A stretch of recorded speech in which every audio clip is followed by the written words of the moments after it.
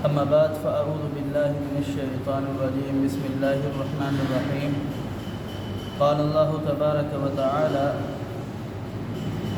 وَلَقَدْ أَخَذَ اللَّهُ مِيثَاقَ بَنِي إِسْرَائِيلَ وَبَعَثْنَا مِنْهُمْ 12 نقيبا وقال الله إني معكم لئن أقمتم الصلاة وآتم الزكاة وآمنتم برسلي وعزرتموهم وأقرضتم الله قرضا حسنا. وَلَقَدْ أَخَذَ اللَّهُ مِيثَاقَ بَنِي إِسْرَائِيلَ، بے شک اللہ رب العالمین نے ایک پختہ میثاق، پختہ عہد لیا بنی اسرائیل سے. وَبَعَثْنَا، اور بنایا منہم 12 نقیبا، ان کے اندر 12 سرداروں کو. وقال اللہ، اور اللہ رب العالمین فرماتے ہیں: انی معکم، میں تمہارے ساتھ ہوں. لئن اقمتم الصلاۃ، اور تم نماز قائم کرو. وآتیتم الزکاۃ، اور تم زکوٰۃ ادا کرو. وآمنتم برسلی، اور میرے رسولوں پر ایمان لے کر کے آؤ. وعزرتموہم، اور انہیں قوت دو. وأقرضتم اللہ، اللہ رب العالمین کو قرض دیا. قرضا حسنا، قرض حسنا. لو کفرن عنکم، اس بدلے میں اللہ رب العالمین تم سے دور کر دے گا. ان سیئاتکم، تمہاری خطاؤں کو.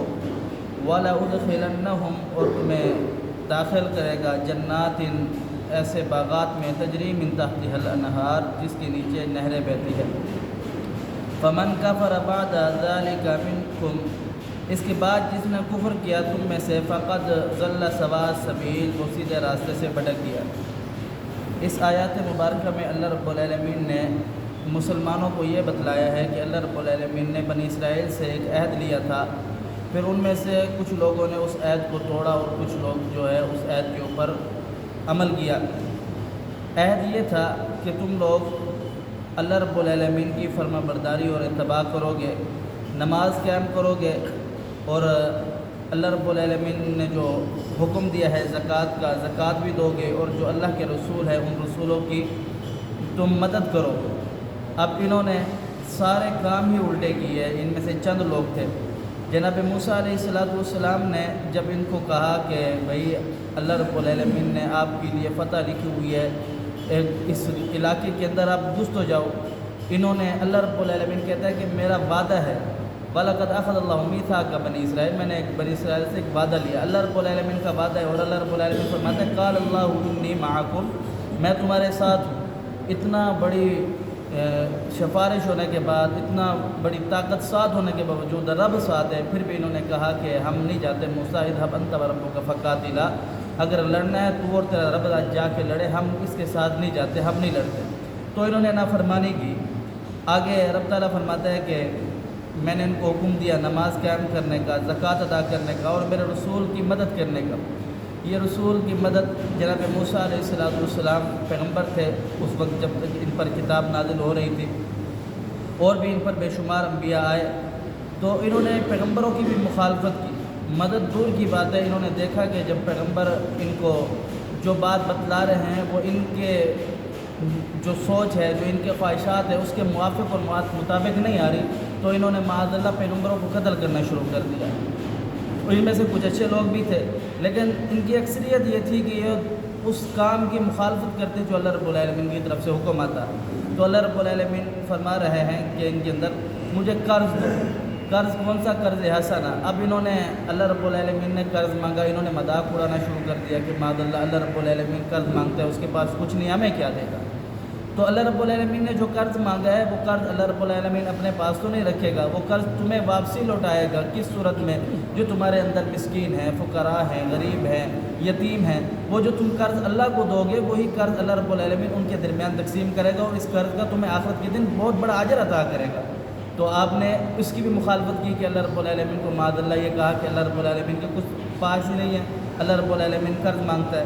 تو آگے رب تعالیٰ نے فرمایا کہ اگر تم یہ سوچتے ہو کہ جو تم کرتے رہو دنیا کے اندر تمہیں کوئی پوچھنے والا نہیں ہے، اللہ رب العالمین نے تمہیں یہ آپشن دی ہے، تمہیں یہ سہولت دی کہ اللہ پاک فرماتا ہے تم ایمان لاؤ میرے رسول کی اتباع کرو، میرے ساتھ کھڑے ہو جاؤ، تو پھر میں تمہارے ساتھ ہوں، تمہاری نصرت کروں گا، تمہاری مدد کروں گا۔ لیکن تم نے اس کے برعکس کیا۔ اللہ رب العالمین فرماتے ہیں کہ پھر جو ایسے لوگ ہیں لَأُكَفِّرَنَّ عَنكُمْ سَيِّئَاتِكُمْ وَلَأُدْخِلَنَّكُمْ جَنَّاتٍ تَجْرِي مِن تَحْتِهَا الْأَنْهَارُ، اگر تم یہ کرتے تو اللہ رب العالمین تمہیں جنت میں داخل کرتا اور تمہاری خطاؤں کو معاف کر دیتا۔ تم نے اس کے برعکس نافرمانی کی اللہ رب العالمین کی۔ فَمَنْ كَفَرَ بَعْدَ ذَلِكَ مِنْكُمْ، اس کے بعد اللہ رب العالمین تمہیں جنہوں نے کفر کیا فقط ضل سواء السبیل، اللہ پاک فرماتا ہے کہ پھر تمہارے لیے ایسا راستہ نہیں ہے کہ تم ہدایت کی طرف آ جاؤ۔ بے شمار جگہوں پر اللہ رب العالمین نے فرمایا کہ فی قلوبہم مرض فزادہم اللہ مرضا، کہ اللہ رب العالمین نے ان کے جو دلوں کے اندر مرض ہے اس مرض کو مزید بڑھا دیا۔ فرمایا کہ یہ اندھے ہیں، بہرے ہیں اور سن نہیں سکتے، بول نہیں سکتے، یہ نہ حق سن سکتے، بولتے تو تھے، سنتے بھی تھے، دیکھتے بھی تھے۔ تو مطلب کہنے کا یہ تھا نہ یہ حق سن سکتے ہیں، نہ یہ حق بول سکتے ہیں، نہ یہ حق دیکھ سکتے ہیں۔ جو بھی انہیں باطل بات کہے گا کہ یہ اس کے پیچھے چلے جائیں گے اور یہ حق کے پیچھے نہیں آتے۔ اللہ رب العالمین نے ان کی بصارت پر، ان کے سماعت پر اور ان کے بولنے پر ایسے بھاری پردے ڈالے ہیں کہ اب حق ان کے پاس آ بھی جائے تو یہ حق نہیں سن سکتے۔